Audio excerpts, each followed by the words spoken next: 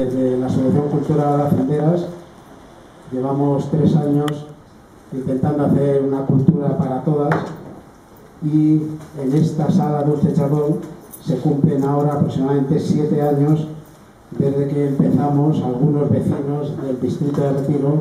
Desde entonces, hace 7 años, estamos intentando descubrir cómo puede ser una cultura para todas. Y venimos haciendo en este espacio, en esta sala Dulce Chacón, junto con otras salas, como la sala Maruja Mayo, la sala Gloria Fuertes, la sala Sin Sombrero, la sala Zenobia Camproví, que de repente la quitaron, sin decir ni por qué ni para qué se vio, pero tampoco nos lo dijeron, y venimos haciendo unas actividades culturales. Nos hemos sumado en estos últimos 3 años la Asociación Cultural Hacenderas, que es lo que llevamos de existencia, y aproximadamente mensualmente hacemos alguna actividad cultural. Tenemos programadas 4 para los próximos meses, una cada mes. La próxima, el mes de febrero, será sobre anorexia y bulimia. La del mes de marzo será sobre mujeres pioneras en el mundo ferroviario. En abril queremos hablar del futuro del Centro Sociocultural Clara Campoamor. Querríamos que viniera el concejal presidente de la legislatura anterior y el concejal presidente actual, y que nos contara un poquito qué es lo que se está haciendo y qué es lo que se va a hacer. Bueno, y hoy, desde la Asociación Cultural Hacenderas, hemos creído oportuno, recién aprobada la Ley de Memoria Democrática, hablar del Panteón de España, que para bien y para mal lo tenemos aquí en el distrito de Retiro, que prácticamente todavía mucha gente no sabe que existe, porque lo siguen identificando con el anterior nombre de Panteón de Hombres Ilustres.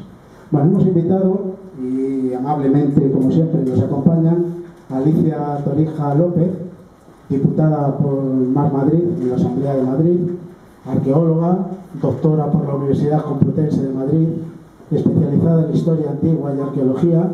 Coordinó, entre otras obras, la obra de Mujeres en la Guerra Civil y la Posguerra. Bueno, tiene otras muchas publicaciones y demás.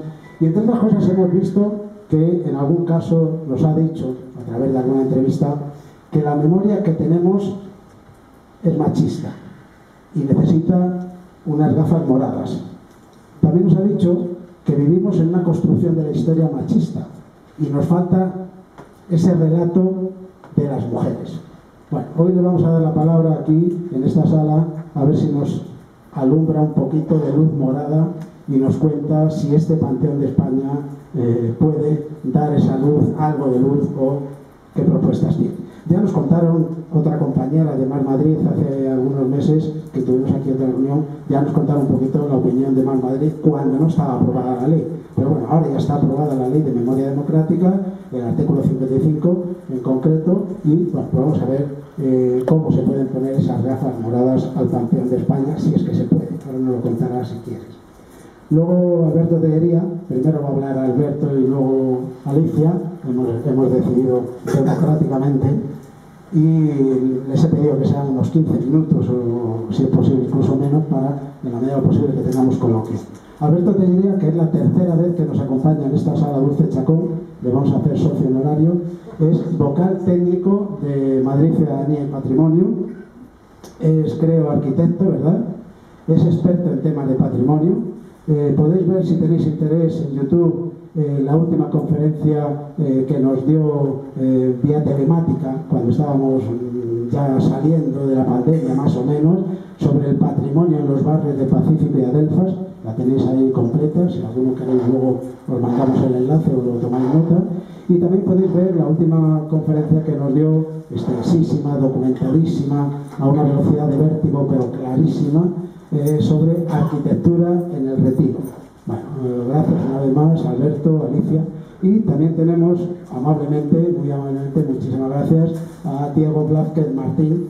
Como nos han dicho algunas compañeras, procuramos decir los 2 apellidos, porque nos han dicho que tenemos madre, casi todos, o todos, ¿no? Bueno, y a veces se nos olvida. Bueno, director general de Memoria Democrática, doctor en Derecho y licenciado en Derecho por la Universidad Carlos III de Madrid, acumula una amplia experiencia institucional en labores de asesoramiento y coordinación. Formó parte del gabinete de la ministra de Igualdad en 2009 y 2010, también formó parte del gabinete de la secretaria general de Política Social en 2011, y también del gabinete de la alcaldesa de Madrid, Manuela Carmena, en 2016-2018. Y desde 2007 es profesor titular de Filosofía del Derecho en la Universidad Carlos III.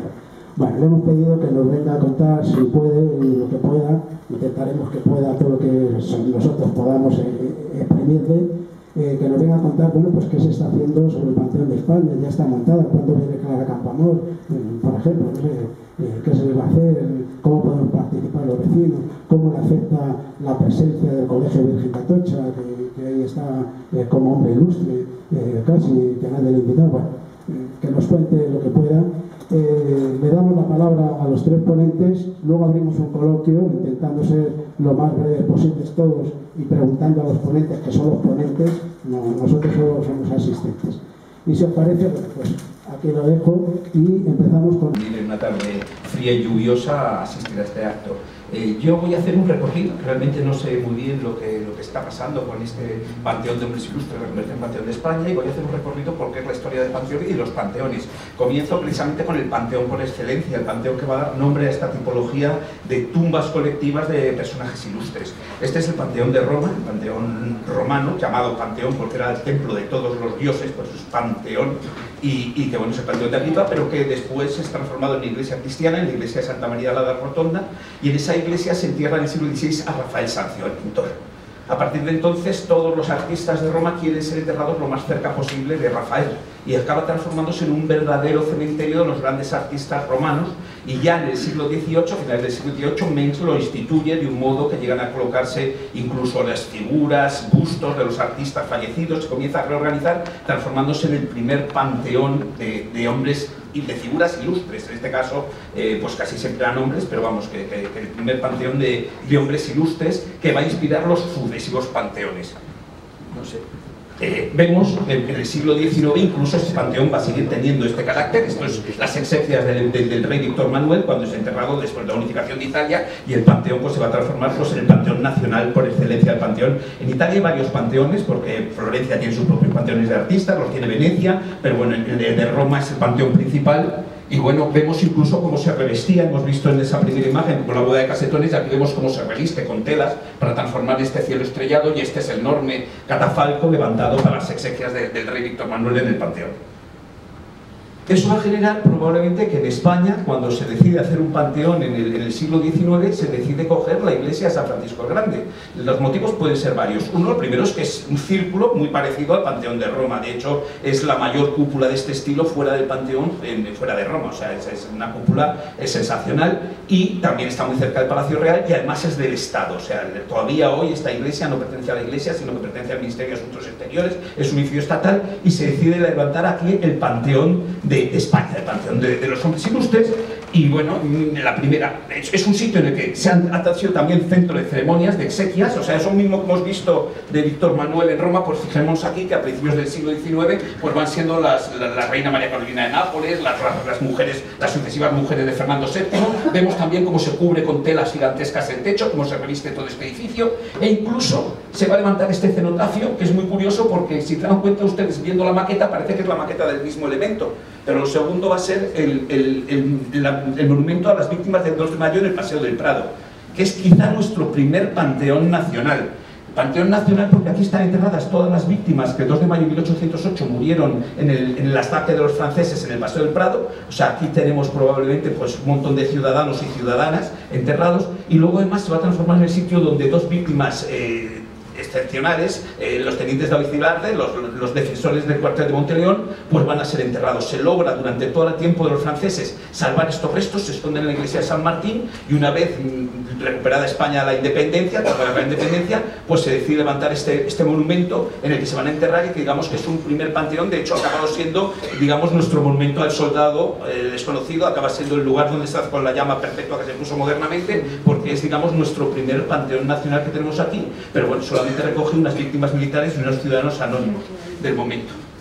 La iglesia de San Francisco el Grande en 1869 se va a transformar en un panteón nacional. Se van a traer aquí los restos pues, de un montón de personajes ilustres, se van a buscar los que se encuentran. Velázquez ya no se encuentra Lope de Vega, no se encuentra Juan de Herrera, no se encuentra Cervantes. O sea, en España ha tenido una especialidad en perder hombres ilustres y figuras ilustres porque se entierran de cualquier manera y luego no se han enterrado, pero se van a traer los que se encuentran. Se encuentra Ventura Rodríguez, se encuentran los que estaban bien enterrados, pues se les saca de sus tumbas, de sus cementerios y se les traen aquí. Y pues a Calderón de la Barca, todos estos, en 1869 se hace un gran desfile que dura más de una hora, trayendo carrozas con todos los restos fúnebres para levantar este panteón.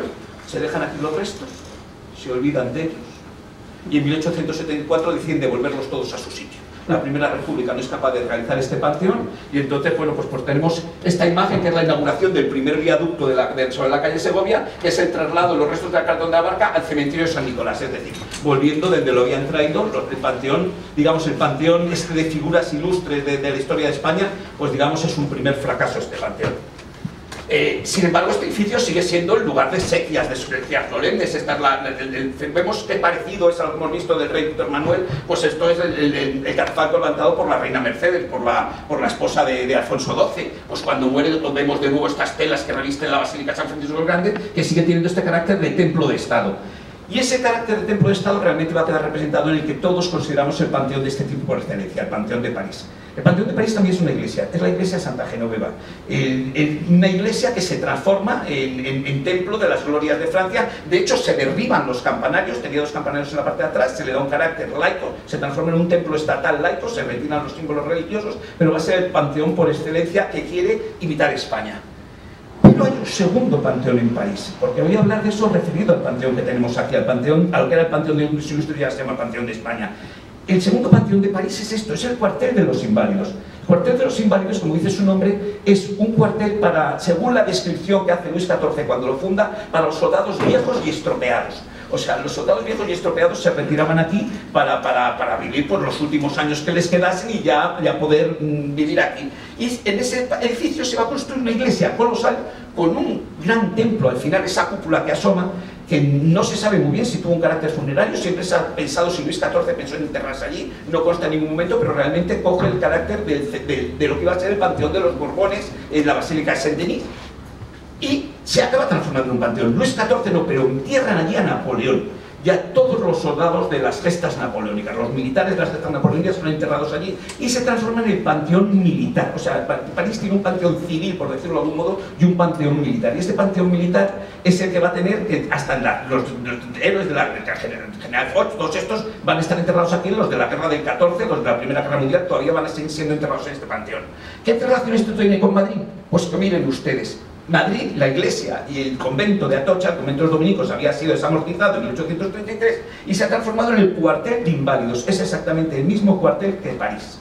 Y tenemos lo mismo, tenemos un cuartel de inválidos con una iglesia. Y por lo tanto esta iglesia que vemos en esta fachada es una iglesia antigua, la Basílica de Atocha era una iglesia, con orígenes en el siglo XVI, reformada en el siglo XVII, que va a estar muy ligada a la Casa Real, porque se van a celebrar una serie de ceremonias de bautizos reales, una serie de ceremonias se van a celebrar allí. Pues en esta iglesia de esta Basílica de Atocha, donde vemos estas ceremonias, por ejemplo, vemos aquí precisamente la boda de Alfonso XII con María de las Mercedes, celebrada en esa iglesia, o sea, en la Basílica de Atocha. Vemos bautizos reales, en la presentación de la infanta heredera, nuestra Virgen de Atocha y tal. Vemos cómo se van haciendo todas estas cosas.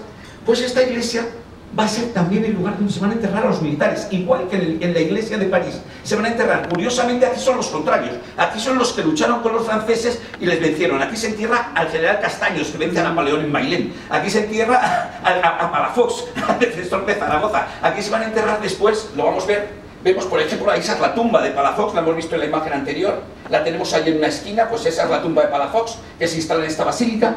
Se van a instalar también, vemos aquí los funerales por el general Prim, de nuevo un catafalco, pero esta vez en la Basílica de Atocha, y la magnífica tumba que le construyen en la Basílica de Atocha. Esta es una foto tomada de la tumba cuando estaba en la Basílica de Atocha, el general Prim, una obra magnífica de rejería y de trabajo de damasquinado de Plácido Zuloaga, el damasquinador real, con un escultor Émile Bert, un escultor francés, que levanta este mausoleo. También se va a levantar entre Arturo Meridas y el escultor Elías Martín este monumento al general Concha. O sea, que vamos a tener el Marqués del Duero. Vamos a tener aquí una serie de monumentos. Este es una de las víctimas de las guerras carlistas. Y incluso en 1873 se plantea la ceremonia de que se van a viajar aquí, se van a hacer los funerales por Ríos Rosas.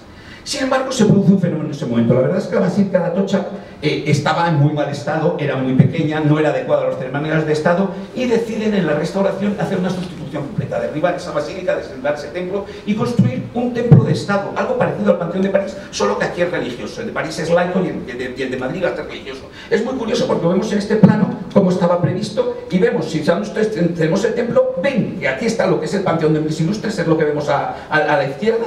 En medio hay una galería que no es un lado del panteón, sino que es la galería inglesa para los trenes y escoltas de sus majestades, porque por aquí van a entrar los reyes y pasan directamente a la basílica, donde hay un trono y un sitio para que se sienta la monarquía en el lado izquierdo. En el lado derecho tenemos otra entrada, ingreso de comisiones oficiales, para que entren los miembros del gobierno, y los gobiernos se ponían aquí, y el público entraba por la parte principal. Es decir, es una basílica pensada para ceremonias de Estado. Van a ser, por supuesto, esas bodas, esos bautizos reales, pero también pueden ser funerales de Estado y cosas de este tipo que se van a construir. El proyecto es magnífico, el proyecto realmente es una preciosidad. Solo se llegó a construir la parte del Panteón, ni siquiera completa, y la torre, pero realmente el templo habría sido una maravilla haberlo tenido y no estaríamos en este momento en esta mesa redonda, porque esto estaría sin duda resuelto.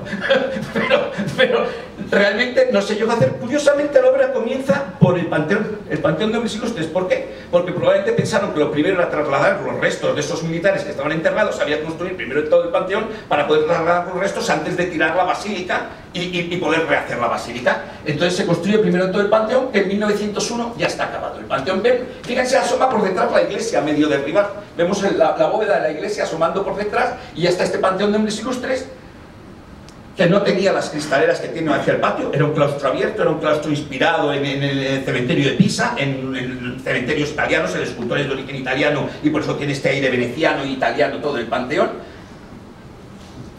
Este es el lado donde debería estar en la entrada esta de los trenes reales, el cuarto lado, que lo vemos transparente, donde estuvo la basílica. Aquí ya se ha demolido, pero tenemos cómo estaba hecho este panteón. Y lo primero que se hace, por supuesto, es trasladar las tumbas. Aquí tenemos las tumbas, pues la de Palafox, estaban en este orden además en la pared, la de Palafox, luego está el general Castaños y luego está el general Concha. O sea, estas tres tumbas estaban seguidas en una de las paredes de la iglesia. También se traslada, por supuesto, la tumba del general Prim con una bóveda de cristal, porque es una pieza tan delicada que se traslada en estas condiciones. Y comienza de repente a abrirse ya no a militares sino a políticos. Entonces, cuando muere Sagasta, se le traslada a este Panteón de Hombres Ilustres. Vemos aquí la inhumación del cadáver en el Panteón de Hombres Ilustres y se encarga en 1904 una magnífica tumba a Benlliure. El Panteón, hay que decir que es una joya artística de la escultura extraordinaria. O sea, esto es Benlliure, que bueno, va a ser el que más obras va a tener en la basílica. Pero bueno, vemos aquí, fíjense, aquí vemos la tumba de Sagasta y vemos al fondo la de Prim. He traído esta foto porque se vea cómo estaban localizadas unas con respecto a las otras. Incluso en esta foto, si miramos ahí a la izquierda, vemos la tumba del Marqués del Duero, asomando.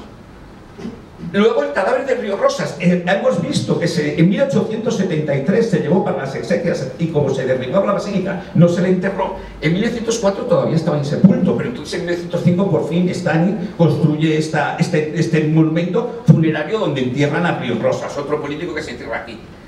Cánovas, un político asesinado en 1906. Esto es curioso porque también vamos a tener muchos políticos asesinados. En 1912 se derriba el cementerio de San Nicolás, y en ese cementerio de San Nicolás se van a traer el panteón de Argüelles, de tres políticos, Argüelles, Mendizábal y Calatrava. Ese cementerio estaba allí y se va a traer aquí a la Basílica de Atocha, se va a instalar en el centro, esa es la medalla conmemorativa de la construcción del mausoleo.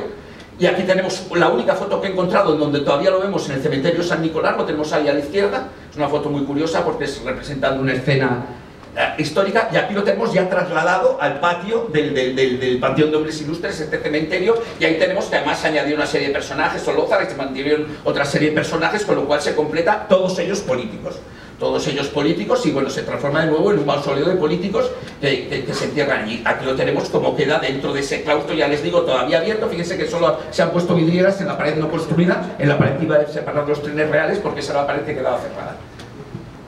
Los funerales por Canalejas se celebran en 1912 en San Francisco el Grande. Canalejas también es asesinado, pero a pesar de celebrarse en San Francisco el Grande, es aquí donde se le entierra, a Canalejas también. Aquí tenemos a la viuda en el momento en que se ha enterrado, todavía no se ha construido la tumba, pero muy poco después, de nuevo Benlliure construye este maravilloso mausoleo de Canalejas en el que vemos a las figuras metiéndolo en la cripta, a los enterradores. Se llega a plantear enterrar a otro militar. Hemos visto que no hemos vuelto a enterrar militares después de la construcción del panteón, solo políticos. Se llega a hacer este proyecto para el Pascual Cervera y Topete, no se llega a hacer aquí, se hace en el cementerio de San Fernando, se entierra en San Fernando, en Cádiz, donde está el cementerio de marinos ilustres. Pues en el cementerio de marinos es donde está el panteón de marinos. Pero hay que pensar que estamos viendo que no es un panteón abierto a todo el mundo. Figuras tan importantes como Galdós, que en 1919 todavía posa aquí en vida para su monumento en el Retiro. Poca gente ha tenido un monumento en vida, como lo ha tenido Galdós. No se entierra en el Panteón de Hombres Ilustres, ni siquiera se plantea ese hecho. Es decir, no estamos ante el Panteón de Hombres Ilustres previsto en San Francisco el Grande para todo tipo de figuras. Es un panteón ilustre de hombres de Estado, militares y políticos, exclusivamente, porque tiene esa herencia de haber venido del cuartel de inválidos y por lo tanto estamos ante un panteón como el de París, donde solo hay militares, no va a haber civiles enterrados más allá de los políticos. Tenemos pruebas, otro tipo de pruebas, como por ejemplo el mausoleo de Quintana. Hemos visto como el mausoleo de Argüelles Mendizábal se traslada aquí. Sin embargo, cuando se traslada el mausoleo de Puerta Quintana, no se trae al Panteón de Hombres Ilustres, se lleva al cementerio de la Almudena. Es decir, no se traslada tampoco aquí este mausoleo en 1922, cuando podía haber venido al Panteón de Hombres Ilustres. Y eso que el panteón sigue en activo. Eduardo Dato también ha asesinado una nueva tercera tumba de Benlliure, pues tenemos otra tumba aquí o sea, que el panteón no es que esté cerrado, ni olvidado, ni abandonado. Simplemente se están esperando solo a víctimas políticos y militares, no de otro tipo. De hecho, tenemos otra prueba. Al mismo tiempo que estamos planteando esto, se están levantando pequeños panteones de hombres ilustres en los cementerios. Esto es el cementerio de San Isidro. Y tenemos un panteón en el que se enterraron a Goya, Moratín, Donoso Cortés y Meléndez Valdés. Luego, bueno, lo vamos a ver ahora. El panteón todavía se conserva, es una pieza muy bonita. No está ya Goya, es el único que no está, pero a cambio está Barbieri, con lo cual, bueno, pues hemos una cosa por la otra, vaya, se han sustituido unos a otros, han metido otros personajes en su lugar. Está también Diego de León enterrado aquí. Esto es una mezcla un poco rara, pero bueno, han ido aprovechando el cementerio. Tenemos que ya Goya había venido de otro panteón, había venido del Panteón de Burdeos, donde tenía un panteón magnífico, tenía este panteón Goya, o sea que Goya no estaba enterrado de cualquier manera en Burdeos. Sin embargo, se ha trasladado a un panteón magnífico en Madrid y todavía en 1919 se va a pensar que no está suficientemente bien enterrado y se le va a trasladar al cementerio de la Florida, al San Antonio de la Florida, con lo cual Goya no va a estar tampoco en este panteón. Pero es que también en el cementerio de San Justo tenemos un panteón con Larra, Espronceda, Rosales y Núñez de Arce, o sea, figuras muy importantes. En 1902, cuando ya se terminó el Panteón de Hombres Ilustres. Pues estas cosas quiero ilustrar que probablemente este panteón nunca se planteó con la ambición del Panteón de San Francisco el Grande, de coger a toda la ciudadanía, de coger artistas, de coger escritores y escritoras, de coger científicos. No, aquí no va a estar Ramón y Cajal, no va a estar ninguna figura por importante que sea.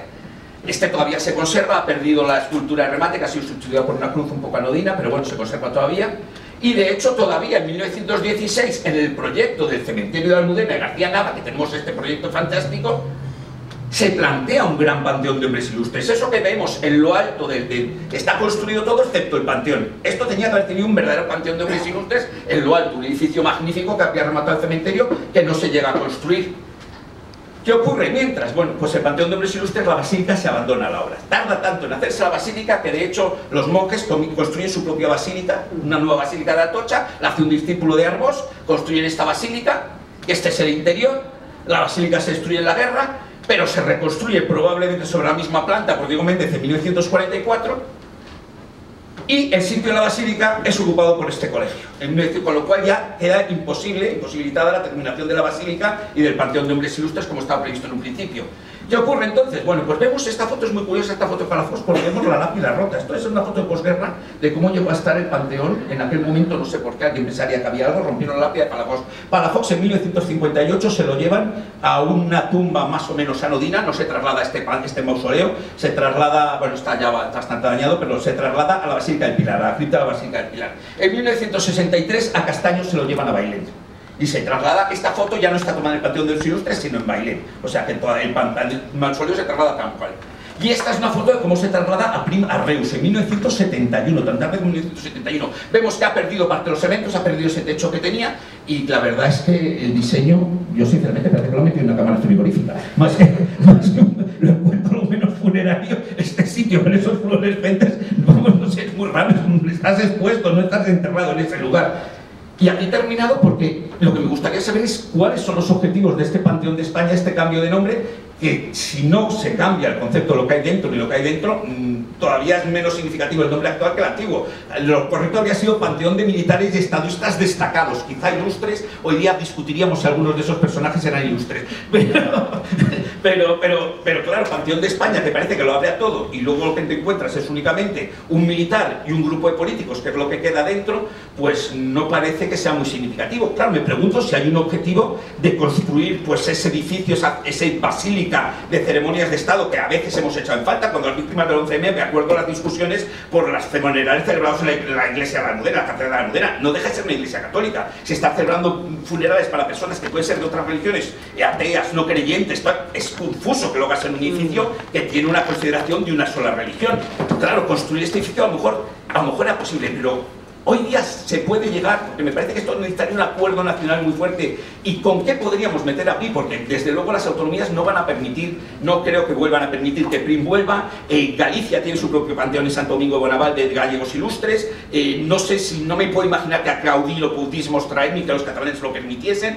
Claro, bien, es verdad que no es necesario desterrar los cuerpos, a veces basta con los cenotafios. Muchos de nuestros panteones que hay en Italia son cenotafios, no están enterrados los muertos, son monumentos recordándolos. Entonces hay una posibilidad. Lo que me gustaría, bueno, pues que nos expliquen este cambio de panteón de hombres ilustres al panteón de España, si es simplemente un cambio de nombre o si está indicando una intención de futuro y un objetivo de futuro que puede ser muy interesante. Con eso he terminado.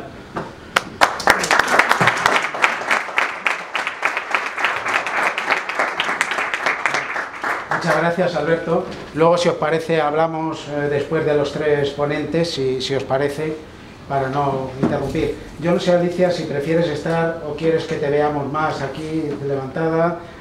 No sé si la veis bien. Hombre, si veían a Alberto no me van a ver a mí. Sí, bueno, bien, perfecto. De acuerdo. Bueno, pues Alicia Torija, diputada en la Asamblea de Madrid por Más Madrid. Pues, la parte de esa. Bueno, muchas gracias a Cenderas, a Antonio Colino y al resto de personas que hacéis posible esta asociación cultural que, como nos ha recordado, tiene una trayectoria de varios años.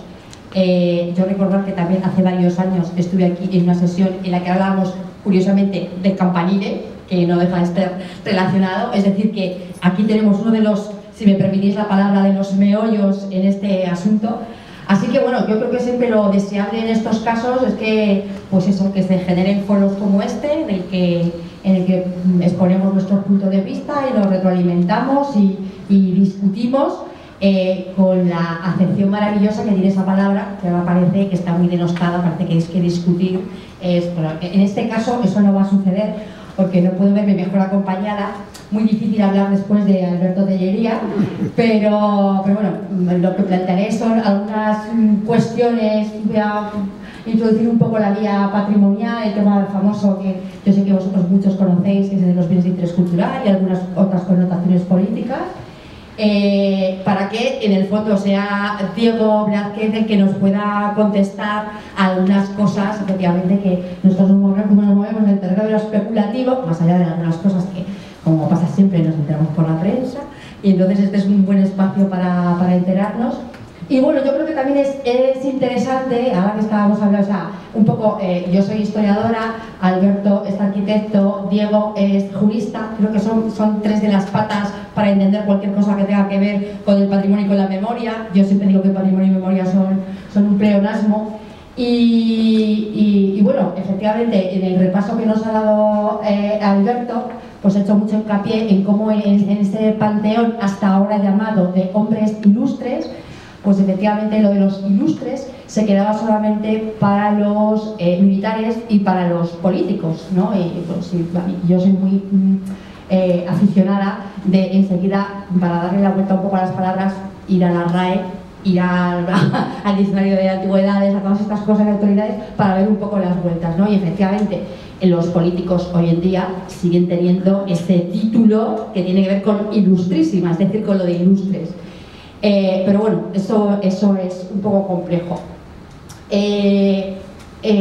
Nos recordaba Antonio también que había habido una sesión previa, antes de que se aprobase la ley de memoria democrática. Había estado aquí una compañera mía, Manuela Berguedó, también hablando de este tema.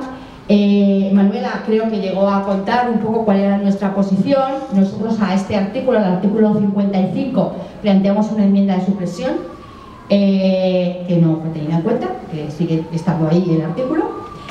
Planteábamos una enmienda de supresión precisamente porque entendíamos que el texto que recogía en el borrador la ley, que es el mismo que se ha mantenido en el final, al final, no posibilitaba atender a lo que se estaba diciendo.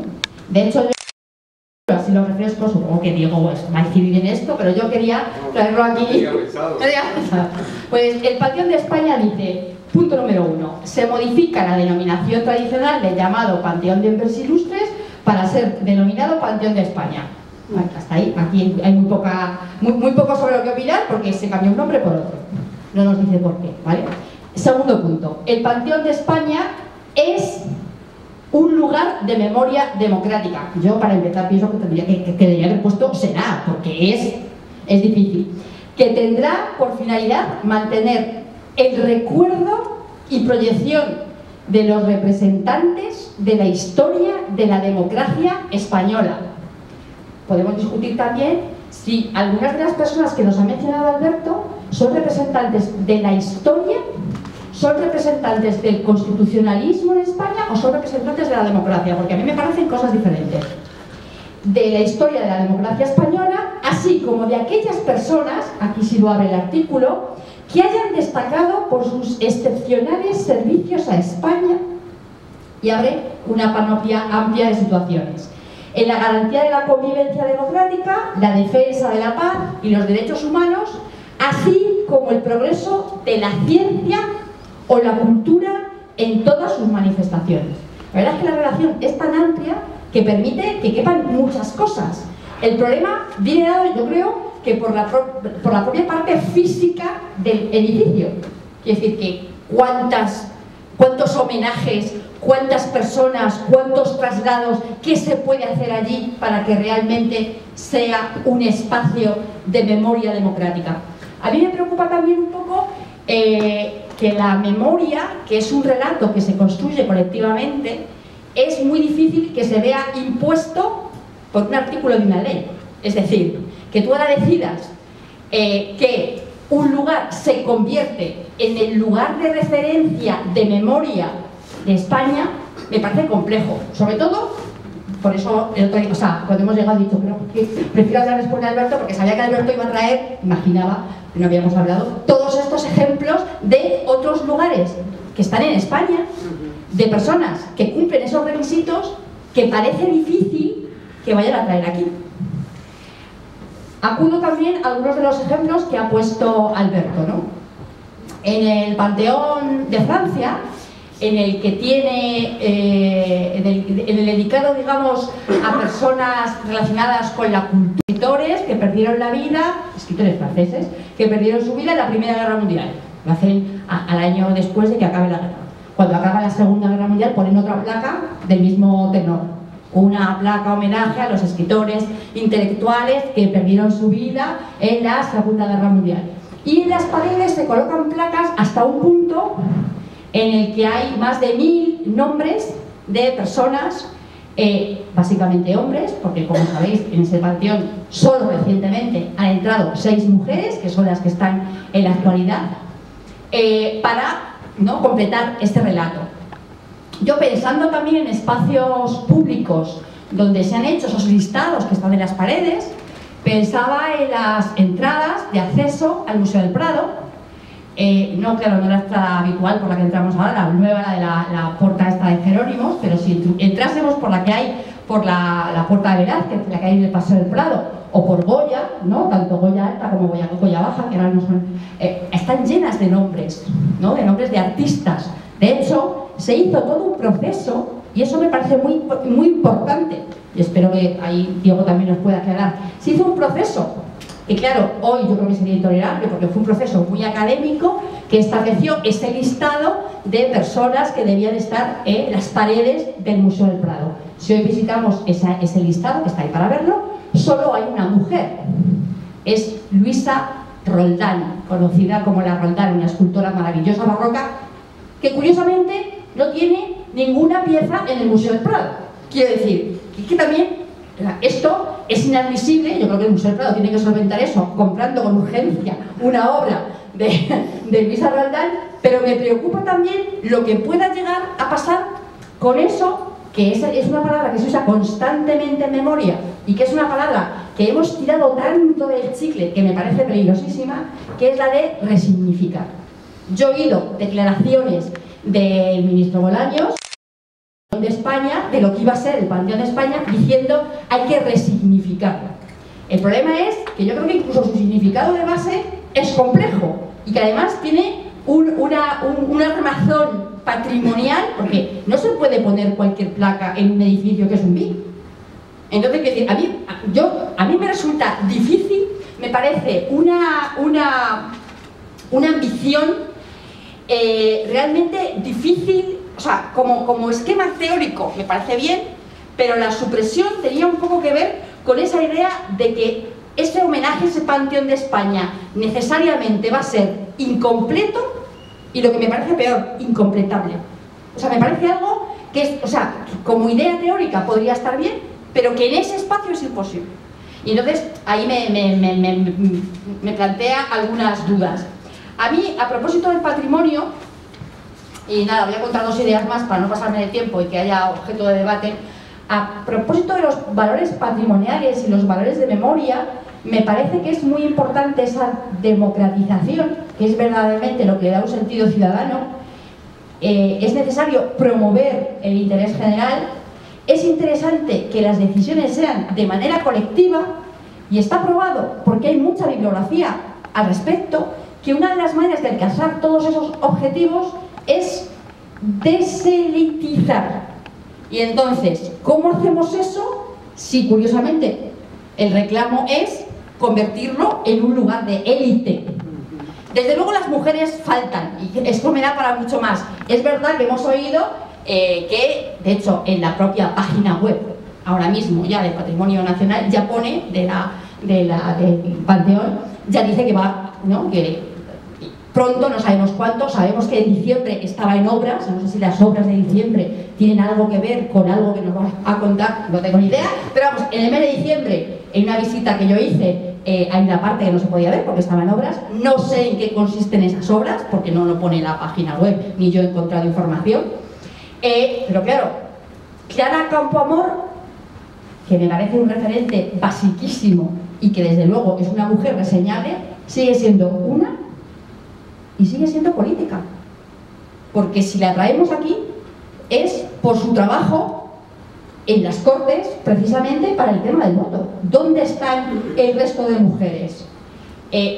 Entiendo que si se hace ese proceso es también porque bueno, que ahora mismo está, curiosamente, forma parte de un panteón, ¿no?, de una familia catalana, ¿no?, en su momento acoge las cenizas porque no tenía un poco dónde estar, llega de una manera clandestina porque todavía no estamos en democracia. Es decir, sí, absolutamente, el reconocimiento de Clara Campoamor. No sé si eso mejora hasta tal punto esa imagen como para refrendar que hay un panteón de España que cumple con esos valores democráticos que se han planteado en la ley.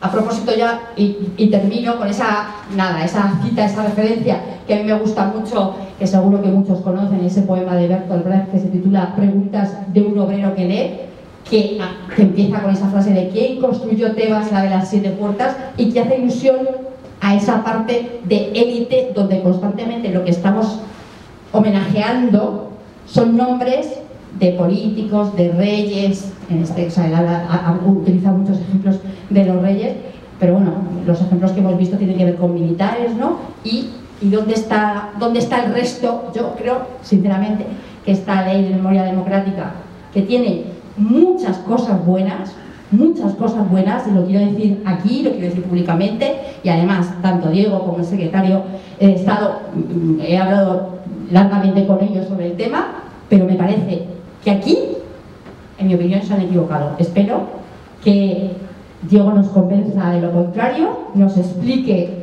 muchas cosas y, bueno, pues ya veremos qué se puede hacer para que realmente podamos hablar de un panteón que sea homenaje colectivo a lo que es la memoria democrática de este país. Gracias. Muchas gracias, Alicia. Gracias, Alicia. Y le damos la palabra a Diego Blázquez, el director general de Memoria Democrática. Bueno, yo sí que me voy a levantar. Sí, mejor. Porque como Sí. profe, pues al final yo me siento más como... No, bueno, lo hago también porque, a ver, ¿qué digo yo? Porque yo tenía aquí apuntado mis cosas. Bueno, la verdad, lo primero, agradecer a Cenderas la oportunidad, disculparme por el pequeño retraso, pero me he confiado de mis conocimientos de los tiempos municipales y estaba en el otro edificio, entonces digo, pero si aquí no hay nadie, está todo cerrado. Pero bueno, lo hemos solucionado rápidamente.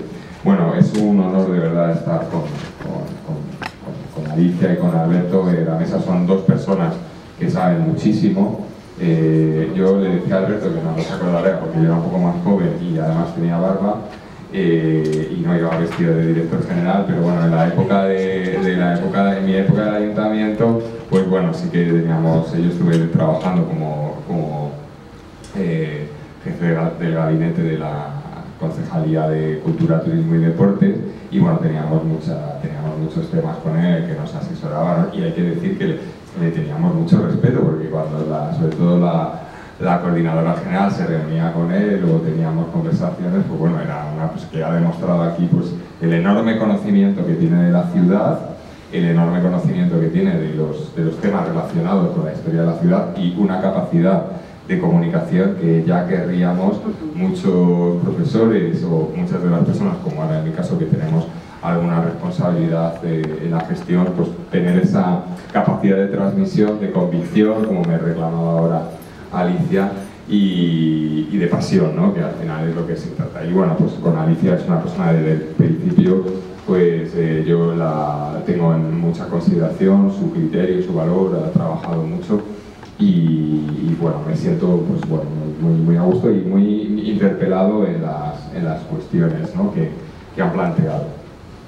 Bueno, voy a ver cómo reorganizo lo que tenía pensado decir, pero bueno, voy a intentar también responder a los temas que han planteado. Empiezo con la pregunta fundamental de Alicia respecto a por qué ellos plantearon, se planteó una supresión de este artículo y bueno, creo que es necesario pues decir, ¿por qué? Porque se hizo, no porque no se quitó. O sea, no creo que la respuesta sea porque no se quitó, porque no se quitó porque si lo habíamos metido, pues es porque creíamos que estaba bien.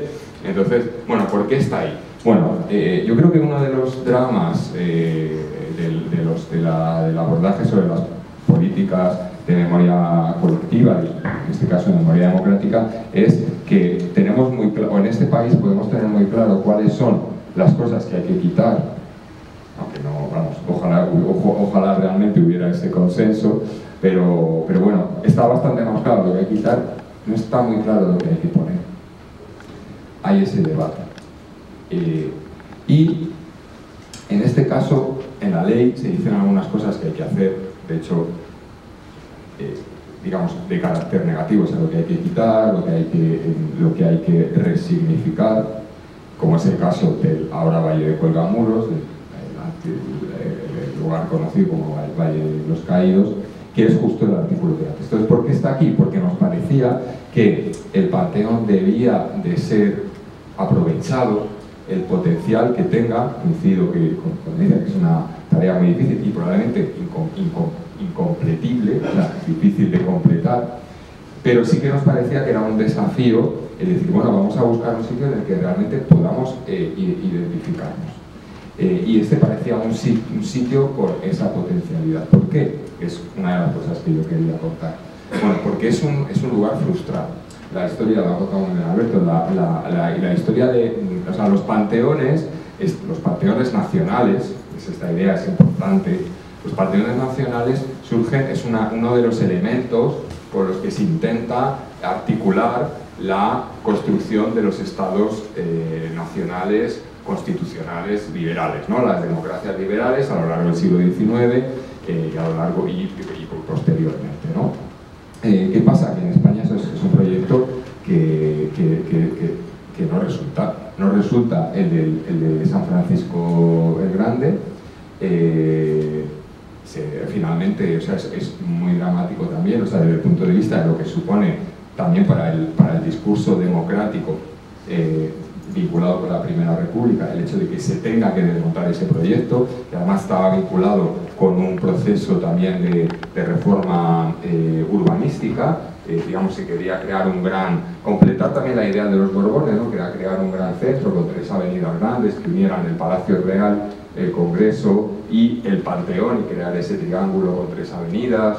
Bien, había todo un proyecto de regeneración, también de crear una capitalidad europea con todos los elementos, ¿no?, de los otros países, y eso es un fracaso. Es un fracaso de la construcción de un Estado liberal, con las características que tenían otros países.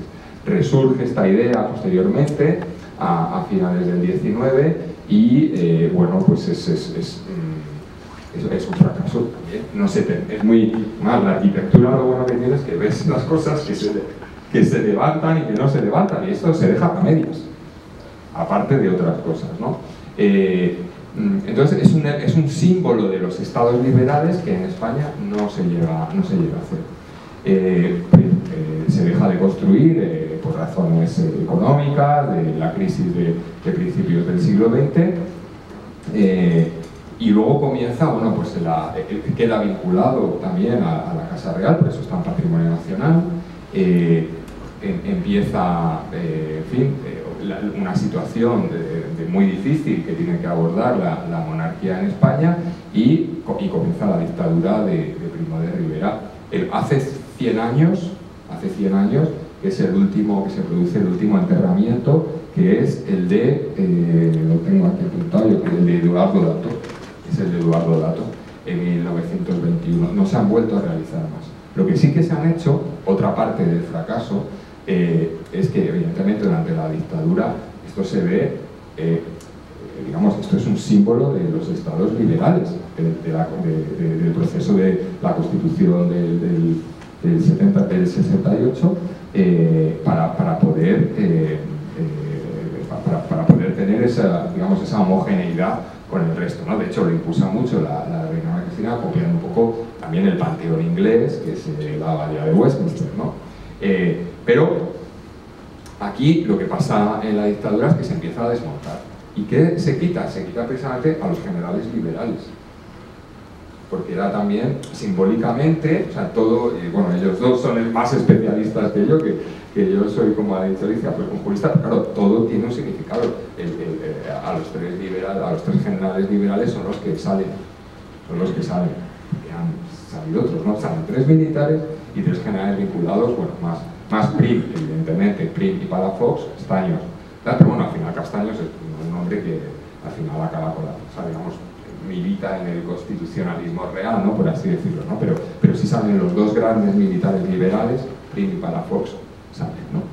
Y luego, en vez de completar la obra, lo que se hace es un colegio al lado, se hace un consorcio para hacer esa parcela, con lo cual físicamente es simbólico el fracaso, ¿no? Y bueno, creo que hemos creído que tenía sentido asumir esa tarea de poder completar ese concepto. Claro, ¿cómo hacerlo? Evidentemente el cambio de nombre, bueno, es significativo porque intenta decir, bueno, esto no puede ser de hombres y no solo de ilustres, y por eso tiene esa redacción tan amplia de qué es lo que se puede acoger y cómo hacerlo. Bueno, yo creo que es muy importante tener en cuenta que no por el espacio físico, que también es una limitación, evidentemente, pero también hay otro elemento muy importante a tener en cuenta, que es que la cultura simbólica sobre el reconocimiento relacionado con la muerte y el respeto a los representantes públicos, etcétera, ha cambiado. Pero también, digamos, dentro de la propia, también ha cambiado la concepción de la intimidad, de la muerte, etcétera. Entonces, o sea, no creo, grandes representantes políticos o grandes representantes militares o grandes representantes de la cultura, el proceso, el querer llevar el proceso del siglo XIX de restos mortuorios y tal, pues eso hay que cambiar el concepto. De hecho, en otros en otros panteones nacionales se ha ido haciendo estos cambios, ¿no? Yo creo que el más significativo, la reflexión más significativa es en el Panteón de Francia, que el presidente François Hollande impulsó una comisión de expertos para que hiciera un libro blanco que se llamaba Un Panteón para el siglo XXI, en el que, bueno, hay que abordar otras cuestiones, porque también, incluso, esto es muy importante, la potencia que tiene como elemento pedagógico, como elemento didáctico. Entonces, bueno, pues también la gente joven tiene otra visión sobre qué es lo que les va a llegar, tiene otras herramientas, tiene otro lenguaje, y tiene otra visión sobre la muerte y sobre la solemnidad, por así decirlo, ¿no? También en la Abadía de Westminster se están haciendo otras intervenciones, como por ejemplo, pues no sé, sobre las vidrieras, bueno, pues eso, columbarios, cenotafios, otras intervenciones también en el espacio público. En fin, bueno, hay toda una reflexión sobre cómo lo que significa la intervención en el espacio público para el reconocimiento social y el reconocimiento histórico. Yo creo que esa es una cuestión que, bueno, pues que habrá que abordar, que hay que analizar, desde el punto de vista también, por supuesto, pues las limitaciones físicas, ¿no? Y luego, en tercer lugar, yo creo que hay otro elemento a tener en cuenta de cómo hacerlo, que lo habéis abordado, que por supuesto, o sea, ya no estamos en la situación de antes. A la última persona que se propuso que se enterrara aquí fue en 1926 a Echegaray, durante la dictadura de Primo de Rivera, que le consideraban una persona que, no, por su vinculación más ilustrada, popular, etcétera, no se le admitió que se enterrara aquí, ¿no? Entonces, ahora, claro, también hay que tener en cuenta que esas decisiones se tienen que democratizar de alguna manera, tendrá que tener un consenso institucional, político, efectivamente, pero además también, y muy esencial, social. O sea, tiene que ser un proceso participativo en el que, bueno, se puedan, realmente ese intento al que hacía referencia anteriormente de crear un lugar común en el que nos sintamos todos reconocidos, que es muy difícil encontrar en este país estos símbolos, pues pueda ser así, y la única manera de hacerlo es desde el diálogo permanente. Y con esto está relacionado con lo que tú decías del lugar de memoria, ¿no? Lugar de memoria es una categoría que crea, es una especie de protección BIC, si me permites, ¿no? Es un tipo de protección institucional que se da a algunos bienes, lugares o bienes inmateriales que intentan representar la evolución de la democracia española, es decir, la historia de cómo se ha conseguido llegar a la situación de organización política democrática que tenemos hoy, que empieza, pues se van dando muchos pasos, cada uno en su momento, y que tiene muchísimas dimensiones, que no solo es la estrictamente institucional de quien ha ocupado los puestos de poder, etc., ¿no? Hay que analizar otras muchas cuestiones. Y esto es importante porque los lugares de memoria, digamos, el intento liberal de tener un lugar de memoria era también una concepción de esa democracia liberal, ¿no? Que no es o sea, nosotros tenemos que hablar de una pluralidad de memorias, ¿no? Entonces, no es que el Panteón de España vaya a ser el único sitio, de lo que se trata es de crear una red de lugares de memoria que representen la complejidad de la historia por la democracia, de la historia de la lucha por la democracia en España, que refleje, por un lado, esa complejidad, esas dificultades y esa pluralidad. De hecho, la ley, si asumimos el Panteón de España como lugar de memoria, se remite tenemos que dirigirnos a los artículos previos, que son los de lugares de memoria. Entonces ahí se hace que, aunque haya lugares de memoria de carácter estatal, que la propia ley ya habla de algunos, habla el Panteón de España, habla del Centro Documental de la Memoria Histórica de Salamanca, ese archivo, considera ese archivo como lugar de memoria, y tercero, el Valle de Cuelgamuros. Pero no solo, se incluyen ya otras 3 referencias en la ley. Se incluye el Palacio San Sebastián, el Palacio de la Cumbre, que no me salía el nombre, gracias, el Palacio de la Cumbre. Se habla también del Fuerte de San Cristóbal en Pamplona, como también que habrá que colaborar con las administraciones para que esto sea así, y hacia la cumbre, no, estos dos. Pero bueno,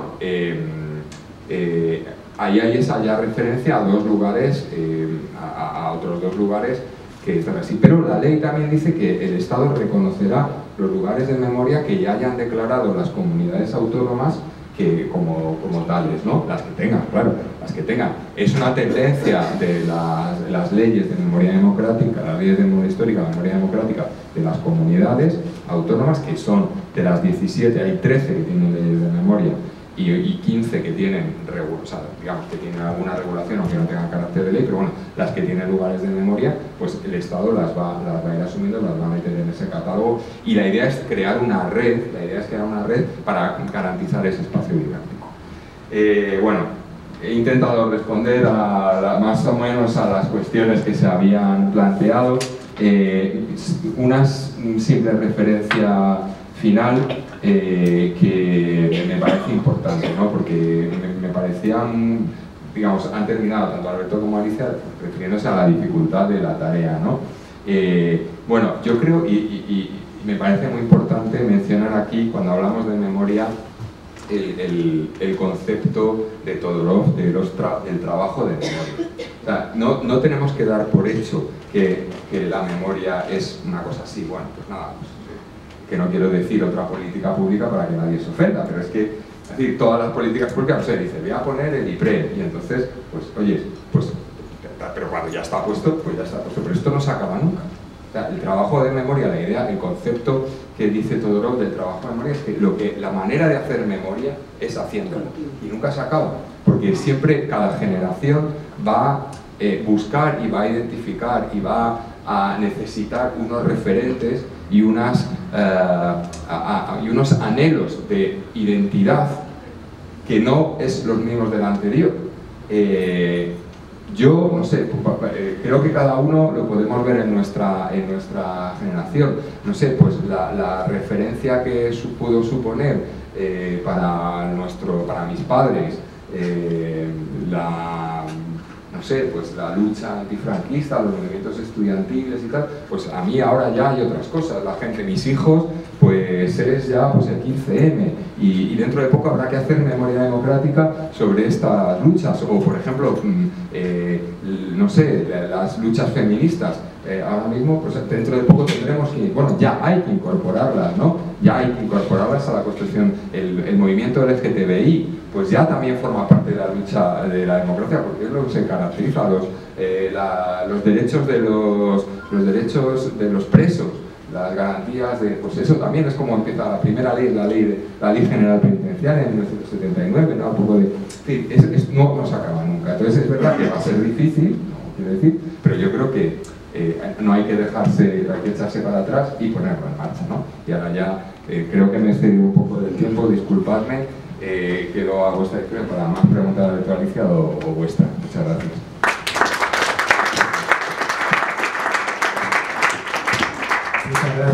Muchas gracias.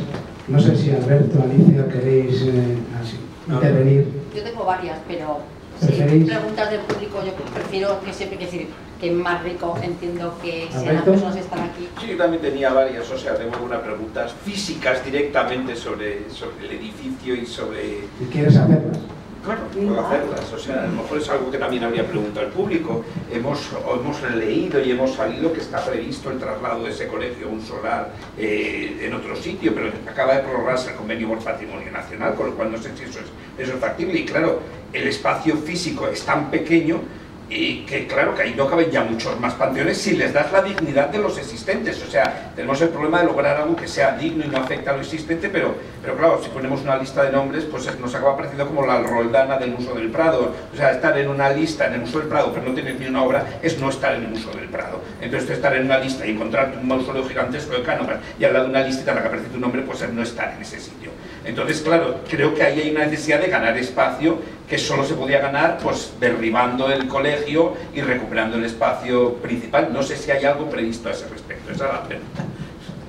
Bueno, yo creo que dentro de las muchas dificultades y la situación física que hay, pues efectivamente está en el colegio. El convenio se renovó en el 18, yo creo. Hace nada, ¿sabes? Sí, yo creo que era el 20. No, sí, no.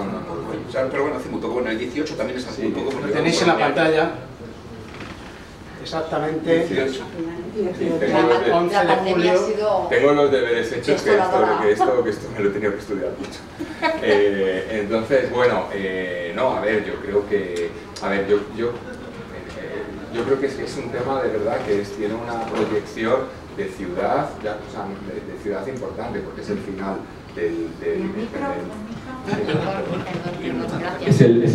estaba diciendo que es un proyecto, o sea, no solo la parte memorial, es difícil la parte memorial, muy difícil la parte memorial, pero también es muy difícil la parte urbanística, urbana, porque claro, esto, bueno, tú eres arquitecto y un gran conocedor de la ciudad, sabes que todavía está vigente la propuesta de extensión del eje Prado-Recoleto, cómo llegaba hasta aquí, cómo había una propuesta de unos jardines, en fin, eso, pero eso, digamos, es una dimensión tan grande que forma parte o formaría parte de los necesarios consensos institucionales, políticos que hay que hacer. A mí lo del espacio, lo del espacio creo que no nos debe de asustar porque tenemos que cambiar la mentalidad. Entonces no podemos pensar en un panteón del estilo de los del siglo XIX, porque ya no es la misma cultura de la muerte, la misma cultura de la solemnidad, no es ni por parte de la percepción popular ni la necesidad social. En Francia es mucho más llamativo. Pongo un ejemplo que no, digamos, para desespaciarlo, ¿no? Para sacarlo del espacio. En Francia las ceremonias, es más impactante lo que llaman ellos la ceremonia de panteonización que hace el presidente de la República, y que además cada una es individualizada, súper estudiada. No sé, os animo a que las veáis, que pueden ver muchas. De hecho, el Panteón tiene es una de las medidas que se hicieron, ¿no? Las ceremonias de panteonización son impresionantes. Por ejemplo, la última, Josephine Baker, que ni era francesa, no era blanca, era mujer, bailarina, luchadora contra el nazismo, espía, bueno, en fin, apasionante, ¿no? Marie Curie y su marido, y las ceremonias de panteonización son en sí mismas es un acto. Y eso no tiene nada que ver con el espacio, ¿no? No tiene que ver con el espacio. Y seguramente en una sociedad tan visual como la nuestra, pues a lo mejor eso va a generar mayor impacto. O sea, no digo que vaya a ser así, digo, porque habrá que estudiarlo. Yo creo que habrá que tener, pues, el lema del Fastio, que era algo así como escuchar, oír, escuchar y obedecer, o algo así, ¿no? Y entonces, no, en vez de retirarlo, se proyecta con un videomapping todas las noches una frase de Hannah Arendt que dice: la libertad es decir no, o algo así, ¿no? O sea, todo lo contrario, claro, la potencia de eso por la noche, tener esa... yo creo que tenemos, como decía, tenemos que desespaciarnos, entonces buscar otras alternativas si realmente la dificultad es el espacio, ¿vale? Eso no, tenemos otras maneras de hacerlo, ¿no? Bueno, abrimos el turno de palabras si queréis, tenemos como unos 20 minutos, creo que puede ser suficiente, porque luego tenemos que irnos. No sé si queréis hablar. Álvaro, ¿querías hablar? ¿No? Vale, querías hablar tú, luego Albert y luego el compañero. Buenas tardes, muchas gracias por todas las aportaciones que hemos escuchado. Yo quería plantear una reflexión, y es que a veces nos empeñamos en orbitar en un sitio porque el sitio ya está señalado. Entonces nos vamos a una chincheta y le damos vueltas y hacemos de una cuestión como este lugar, queremos sacarle más de lo que puede dar de sí. A lo mejor precisamente eso de desespaciarse nos podría haber llevado a plantear un nuevo sitio donde cupieran todas esas expectativas, donde no hiciera falta alterar un espacio decimonónico que está cerrado en sí mismo y en su tiempo y en su momento, con lo cual tan válido sería hacerlo en el cementerio de la Almudena, incorporando incluso las retiradas lápidas en memoria de los perdedores de la guerra, con las frases de Miguel Hernández que fueron retiradas por Almeida. Me pregunto si lo del Panteón de España es allanar el camino, teniendo en cuenta que lo gestiona Patrimonio Nacional, a que sabiendo que el Panteón del Escorial está lleno y no va a caber, y que es un sitio un poco, claro, porque sería un poco duro,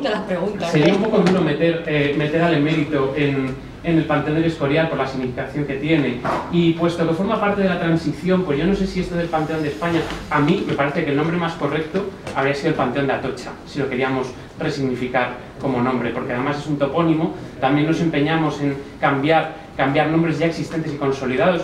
Cuando un topónimo habla de un lugar y la gente lo tiene identificado, ¿por qué tiene que el aeropuerto llamarse Adolfo Suárez?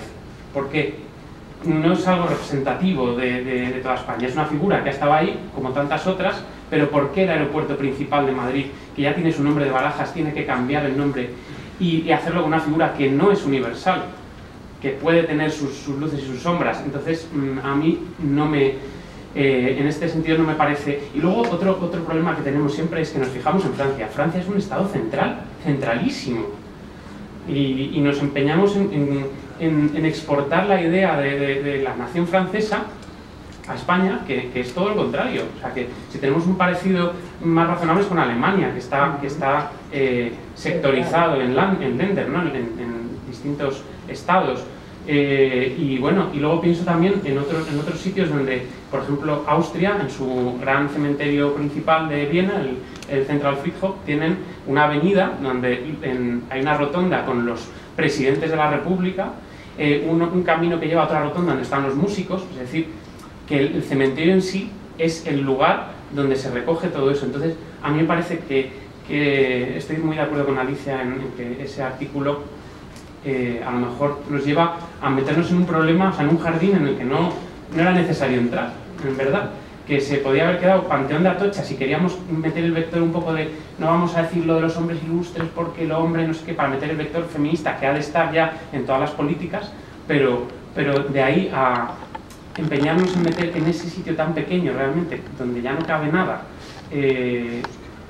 No, yo creo que caber, hombre, claro, siempre puedes, o sea, en mi casa yo pienso lo mismo, cada vez que compro un cuadro digo, seguro que me cabe, o un dibujo o algo así, y al final tengo que andar haciendo Tetris en la pared para que me quepan. Entonces, yo creo que bueno, he hablado mucho, pero estas son las principales ideas. Muchas gracias. Albert. No, yo voy a capela. Si queréis presentaros un poco, podéis hacerlo. Sí, hola, yo soy Albert Blanc y edito una publicación aquí en el distrito que se llama noticiasretiro.com. Entonces había dos reflexiones muy rápidas sobre el tema que nos ocupa hoy y agradeceros la presencia aquí en la charla. Serían dos temas. Uno, el pabellón de hombres ilustres nació para boato y para ensalzar a personas de una determinada clase social. No era para el pueblo, ni era para... No se les ocurría que existía, no, era solo para unos cuantos, de los cuales unos cuantos están ahí enterrados en obras incluso arquitectónicas y artísticas magníficas, pero que eso está ahí. En el momento que planteamos abrir el concepto de memoria democrática, que esto es muy serio, tiene, yo creo, dos componentes que habría que analizar seriamente. Uno, yo soy de Barcelona. Cuando dicen de España planteado como centralismo, como estaba planteado en el inicio el Panteón, claro, eso me rechina un poco. Es decir, no, es que puede haber más lugares de memoria democrática. Es posible, pero habría que ver qué quiere decir el Panteón de España, qué connotaciones tiene. Y luego el segundo tema sería que, como has comentado tú al final de la intervención, es que estamos en el siglo, no sé cuál, el XXI, y estamos inmersos dentro de unas tecnologías que nos permiten tener un nivel de información que no encuentras incluso ahora en el Panteón. Ahí tienes un mausoleo estupendo de datos y tal, pero no explica nada más. Hay 12 líneas o no sé cuántas son, yo porque iba cada día por allí, pues trabajaba al lado, 12 líneas y ¿quién era este señor? Y los jóvenes, que antes también has comentado, eso es muy importante, los jóvenes yo creo que tienen que poder tener acceso a la información de lo que verdad, que también comentábamos aquí, que es un ilustre o que es una ilustre. ¿Cómo se entiende eso? Para mí una ilustre o un ilustre es un señor que dirige un sindicato con 1 millón de trabajadores. Esto es, vamos, mejor que el PIN, con perdón de la expresión y la comparación. Claro, esto es más serio y estamos en un proceso. Hablando de democracia, hay que tener en cuenta todos los factores que han jugado, algunos más y otros menos, para conseguir esa democracia y para mantenerla. Entonces, claro, ahí está, yo creo, y sobre todo el uso de las nuevas tecnologías.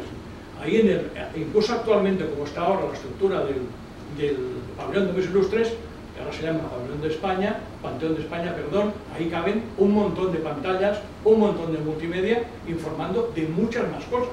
Desde su propia construcción a los visitantes, a ese concepto, explicar qué es la memoria democrática, explicar los proyectos, para que los visitantes que van allí o que pueden entrar por internet, que van a ser la inmensa mayoría, tengan esa información y esos caminos que antes comentabas de posible colaboración social. No sabemos cómo se va a poder determinar, cómo se proponen las personas, mujeres y hombres, que pueden estar en ese concepto, cómo se selecciona, qué criterios se usan. Claro, que son solo músicos. Ahí no hay músicos, por ejemplo, hay autores, pero en el pabellón no hay músicos actualmente, en el pabellón, no sé, en el Panteón. Ver todos esos temas, pero sobre todo viéndolo con la perspectiva tecnológica actual, que nos permite una gran capacidad de difusión, una gran capacidad de colaboración, que eso es muy importante, y de que, sobre todo los jóvenes, tengan acceso a esa información. Gracias, Alberto. Bueno, hola, buenas tardes, soy Jesús Rodríguez. Soy de Madrid Ciudadanía y Patrimonio también y formo parte de la plataforma del Centro de Memoria de la Cárcel de Carabanchel. Una crítica de entrada a la ley, esa ley que, como se ha dicho aquí, habla de 5 lugares de memoria. En el caso del Panteón dice que es un lugar de memoria, habla de, como he dicho antes, el Parque de la Cumbre, habla de Fuerte San Cristóbal y se olvida de otros muchos lugares de memoria. No me voy a repetir con el que de alguna forma reflexivo. Yo respecto de este tema veo más que el espacio físico, la dificultad del espacio físico, la dificultad de qué gente metemos ahí. Es decir, recuperamos el cuerpo de Antonio Machado y lo metemos con Manuel Fraga. Gracias. Bueno, tenemos una cuarta pregunta, no hay más, la hacemos y luego contestamos si queréis desde la mesa. Gracias por vuestras presentaciones, gracias por ilustrarnos. Ahora sí que te pedimos que te pongas de pie porque estás muy atrás. Gracias a vuestras ilustrísimas señorías por ilustrarnos con lo que es el Panteón de Hombres Ilustres. Para mí siempre tendrá ese nombre. La ley lo ha cambiado, pero pueden meter, mi pregunta iría por si se pueden meter, por si se puede plantear democráticamente redefinir ese nombre, porque el Panteón de España, panteones en España habrá muchos. Me he apuntado unas cuantas cosas, voy a ser muy breve. Gracias a Madrid Ciudadanía y Patrimonio, una asociación que lucha por el patrimonio, por defender el patrimonio, pero que les cuesta, sobre todo aquí en Madrid. Gracias a Alberto Tellería, a Alicia Torija y a la antigua cárcel de Carabanchel por defender el patrimonio, aunque sea difícil. Gracias a Alberto Tellería, ya me refiero directo, por ilustrarnos con panteones de Francia, con panteones de ilustres en la Sacramental de San Justo, el cual Espronceda, o en la Sacramental de San Isidro, con Goya, que después fue a la Basílica de Florida. Por cierto, al lado de la Basílica de Florida hay un cementerio de militares que defendieron Madrid frente a Francia cuando intentó conquistarnos. Sí, el cementerio de la Florida es otro cementerio de militares que defendieron Madrid en la defensa de Madrid en 1808. Vale, continúo. En el Panteón de Hombres Ilustres está mi tatarabuelo, debajo de una estatua de la Libertad. Una estatua de la Libertad que fue construida antes que la francesa de Nueva York. Concretamente, pues, Ponciano Ponzano, que fue el mismo que puso el Panteón del Congreso, también con una estatua de la Libertad, puso esa estatua de la Libertad a mi tatarabuelo en 1857. La francesa es de 1876. Tenemos una estatua de la Libertad anterior a la francesa. Segundo, referido a la presentación que me ha encantado de Alberto Tellería, Fernando Arbós y Tremandi y García Nava nunca llamaron al cementerio de la Almudena como el nombre franquista que tiene el cementerio de la Almudena. Siempre se refirieron a él como Carlos Saguarker nos ha enseñado, como Necrópolis del Este. El nombre del cementerio de la Almudena es franquista. Vale, ya continúo, voy muy rápido. Gracias a Alicia por su compromiso histórico, por sus visitas guiadas que son estupendas. Yo cuando haga una visita guiada os recomiendo que la hagáis. Sí, voy muy rápido. Gracias a Alicia Torija también por su compromiso con la democracia, porque ella pide democracia para un barrio de Madrid, un barrio que pide luz, pide, y hace 3 años que no tiene, pide luz, pide contratos y mesa de seguimiento, y es un barrio que pide democracia y en la ciudad de Madrid no se la concede. Gracias, Alicia, por tu compromiso con la democracia. Gracias por recordarnos memoriales de escritores ilustres en la Primera y la Segunda Guerra Mundial. En la Necrópolis del Este había un memorial que tenía escritores y periodistas ilustres que fueron fusilados en la posguerra, y 80 mujeres y casi 3.000 hombres que defendieron Madrid en una defensa heroica de Madrid, y fueron no solo fusilados hace 80 años, sino derribados en el 2019.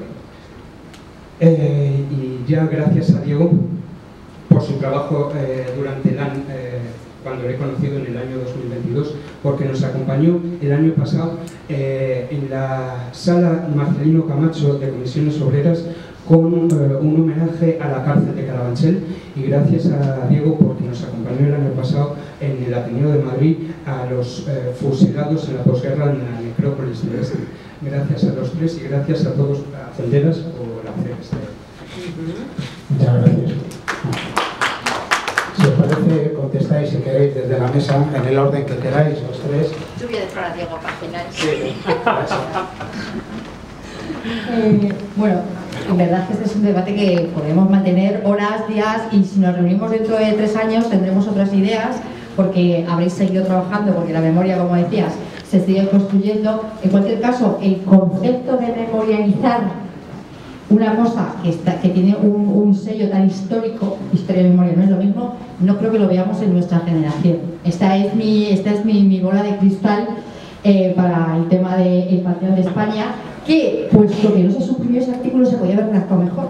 Y algunas de las cosas que han dicho, como que no hay uno, que podía haber varios, o que no era solo el Panteón de España, o que efectivamente serán, o que es.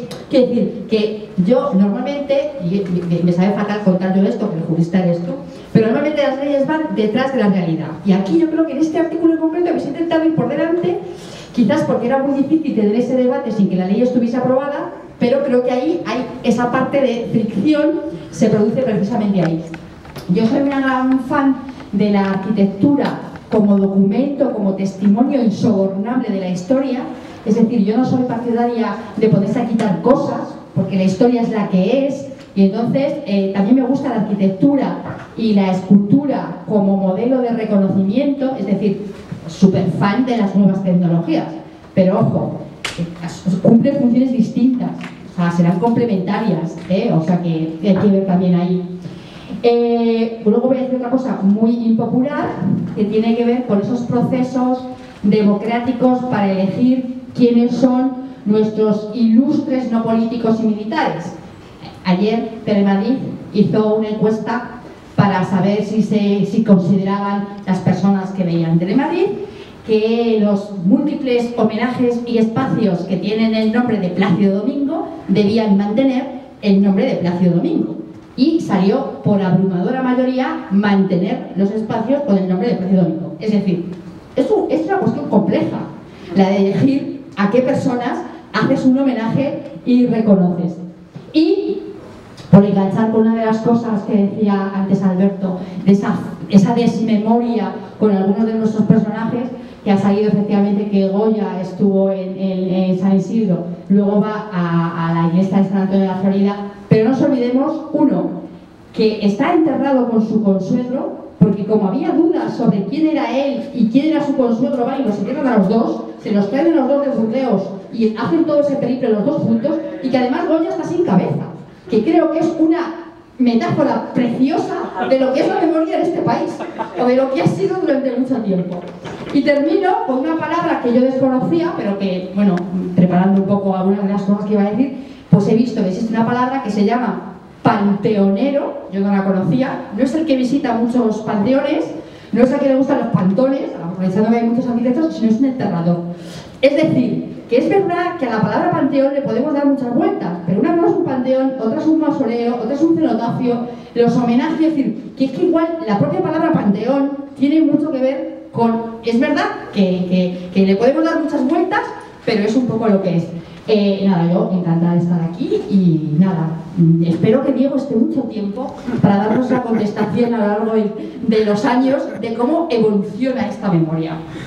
Alberto, si quieres... Bueno, sí quería decir, porque bueno, realmente, en efecto, ha salido el tema del Panteón de España cuando se están asumiendo varios sitios de memoria, cuando estamos asumiendo que hay panteones ya de las autonomías. Entonces, bueno, tan de España son esos panteones como este, el panteón de gallegos ilustres o de gallegas ilustres, y de marinos que hemos dicho. Y realmente, claro, me parece que en efecto, Álvaro ha dicho, es meterse en un jardín que a lo mejor no era necesario haberse metido, porque realmente... los personajes que hay ahí todos merecen, o sea, Cánovas es muy importante en nuestra historia, pero era un político muy marrullero, y me temo que todos, los que están allí eran muy marrulleros todos. No sé si pasaría del filtro. Entonces no sé si luego es el sitio en el que uno querría estar como símbolo democrático, si esos lo son. De hecho es muy curioso porque, claro, ha salido la necrópolis del Este, en efecto, la necrópolis del Este no es solo lo que ha seguido el cementerio de Mudela, que se llama parte católica, sino que tiene enfrente al civil, y en el civil nos encontramos otro verdadero panteón de España donde están los presidentes de la Primera República, que aquí no podían entrar porque esto lo construía la Restauración, y la Restauración es precisamente la negación de la Primera República, de un momento democrático previo, con lo cual realmente es muy conflictivo precisamente coger este edificio con lo que se representa y transformarlo en un símbolo de la democracia, cuando quizá no es lo más democrático que hemos tenido en nuestra historia. Quizá era mejor haber buscado un lugar nuevo para plantear ese sitio, además un lugar nuevo que en efecto no tenga esa carga de monumentalidad decimonónica, que no esté limitado por los valores del edificio, que no esté limitado por una serie de cosas. Me parece que quizá había que plantearse incluso otras opciones. El nombre ya es un cambio importante en el sentido de que está diciendo mucho, y claro, el que venga aquí, aunque añadas a Clara Campoamor, sigue sin ser el Panteón de España. O sea, entiendo que la envidia que da lo de Francia es impresionante, en efecto esas ceremonias son impresionantes, también es verdad que el escenario de las ceremonias se las trae, o sea, y que luego abajo entras en una cripta y allí caben 10.000 personas, o sea, que aquello es desmedido. El Panteón de París es impresionante, y claro, entiendo que haya mucha envidia, pero quizá pretender remularlo desde nuestro humilde panteón es que aquí no te hagan ni esas ceremonias. Si empezamos a hacer una ceremonia de esas, no nos va a salir. Aquí no nos va a salir desde panteón, ni por sitio, ni por edificio, ni por entrada, ni por nada. Con lo cual quizá habría sido más interesante plantearse otro sitio y dejar este panteón pues en lo que es una muestra de la restauración, de un momento arquitectónico, un momento artístico, y bueno, pues lo que nos ha legado el pasado. Y y no intentar transformarlo en lo que muy difícil va a ser. O sea, va a ser muy difícil transformarlo, va a ser muy difícil completarlo. Por supuesto, completarlo es imposible nunca. No hay un panteón completo ni en Francia. O sea, Julio Verne está enterrado en Amiens, no está en el panteón, dice que es Julio Verne. O sea, imagínate, pues es imposible completar un panteón de estos, pero creo que en este caso es que os habéis metido en camisa de 11 varas, ¿eh? muy complicado el sitio que habéis escogido. Eso es todo. Bueno, muchas gracias. A ver, varias cosas. Sí, es difícil, nadie está diciendo, pero bueno, hago una reflexión general. Para completar lo que habéis dicho, hay otro, me parece, no he oído tu nombre, perdona. Jesús Rodríguez. Jesús ha hecho referencia con Machado, ¿no? Hay otro panteón de España que es el de los exiliados. Goya es el ejemplo, ¿no? Y los exilios de España, hablando del exilio republicano, pues que todo el siglo XIX, o sea, desde que viene Fernando VII, se produce el primer exilio de todos los afrancesados, que eran todos los ilustrados, que se tienen que ir a Inglaterra, y ese es el primer exilio. Luego vuelven cuando el trienio liberal, y en 1823, cierto, este año es el bicentenario de la muerte del ajusticiamiento de Riego en la Plaza de la Cebada, vuelve a haber otro exilio, y así estamos durante todo el siglo XIX y desgraciadamente el siglo. Entonces, por ejemplo, no es un panteón, pero bueno, tiene una serie de tumbas, el Ateneo de España en México, en el que hay, claro, porque está buena parte de nuestra literatura y de nuestros artistas. O sea que como decía Alicia, que esto que tiene para mucho, pero porque la historia moderna de este país es muy complicada. Entonces, pero bueno, esa era una pequeña reflexión, ¿no? De también de las personas que están fuera, los restos que están fuera, que bueno, pues ahora yo, claro, traerlos aquí, pues no lo sé, porque yo creo que la memoria del exilio es muy importante. Entonces no podemos, o sea, digamos, la tumba de Azaña y la tumba de Machado es que en sí mismas son monumentos a la memoria de los 500.000 españoles que tuvieron que salir, y no solo, y luego de los permanentes salidas a Francia en busca de oportunidades. O sea, también esto se remite o tiene conexiones pues con la inmigración, con la situación de los emigrantes españoles económicos, en fin, pues, como decía Alicia, es muy complicado. Luego, la segunda reflexión es, ¿por qué meternos en esto? Pues a ver, esto ya me sale el teórico del derecho que llevo dentro, ¿no? Claro, que siempre hay esta cuestión, ¿no? ¿El derecho es un elemento transformador o es un elemento de conservación? Pues también nos lo planteamos aquí, pero dijimos, lo has dicho tú, o sea, es que si no lo abordamos, ¿qué va a ser? O sea, está la discusión de, si no lo hubiéramos hecho, no tendríamos este debate. Seguiría ahí un elemento patrimonial que tú has señalado, destacadísimo, de la ciudad de Madrid, una historia que la mayoría de los madrileños no conocen, de lo que significó el panteón de la Basílica de San Francisco, del intento de tener este panteón aquí, de la discusión sobre, bueno, como he señalado yo antes, ¿no? La tragedia, ¿no? La tragedia que supone de sacar, después del fracaso de la Primera República, de vaciar ese panteón, o sea, de mover los muertos de un lado para otro, ¿no? Y con esa... En fin, yo creo que, pues por lo menos si tenemos este debate y nos sirve como un elemento didáctico, pedagógico, para que la gente sepa la tragedia que ha supuesto la consagración de la democracia en este país, pues mira, a lo mejor nos ha servido para eso el panteón, ¿no? Y bueno, no sé, mira, es que hay muchísimas cosas. Bueno, sí que quiero hacer referencia a lo del centralismo, porque claro, es verdad, bueno, lo he dicho al principio, ¿no? También se buscaba de tener un sitio común, ¿no? Bueno, a lo mejor es una cosa imposible, pero hay que intentarlo, ¿no? Y eso no significa que tengamos que respetar los lugares de memoria que van creando las comunidades autónomas que ya lo han hecho, que son muchos, muy interesantes y que van a tener también ese carácter pedagógico. Por ejemplo, lo del fuerte de San Cristóbal, pues la mayoría de la gente de España no sabe que fue la mayor fuga, uno de los grandes campos de concentración posteriores a la Segunda Guerra Mundial, la gran huida, la gran revuelta de los prisioneros cómo se va, cómo se los persiguen al más puro estilo de la película La Gran Evasión, cómo se